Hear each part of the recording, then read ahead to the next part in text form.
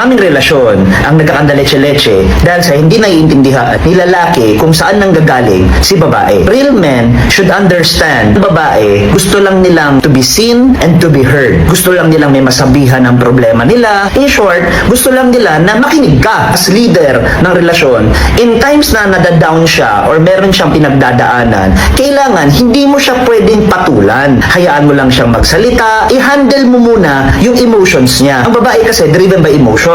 Ang lalaki kasi driven by logic. Gusto niya lang naman sana maintindihan mo kung saan siya nanggagaling. Dinidismiss ka agad ng isang lalaki. That's why, ang nafe-feel nito, neglected siya, hindi ka maaasahan, hindi nafe-feel ng babae na pwede ikaw na maging safe space. You can even handle her emotions. Kailangan mo na ma-handle yung emosyon, then dun lang papasok yung solusyon, yung logic. Kapag hindi tayo marunong makinig and show empathy, kung ano man yung pain na nararamdaman ng partner mo, ang mafe-feel niya, wala kang pakialam na puta. Feel niya, matigas ka. So kapag matigas ka, i-reciprocate niya na matitigas din siya. Hanggang niya, hindi importante yung nararamdaman niya. Totoong masculine, kayang i-handle ang babae. Pero yung toxic masculinity, cannot.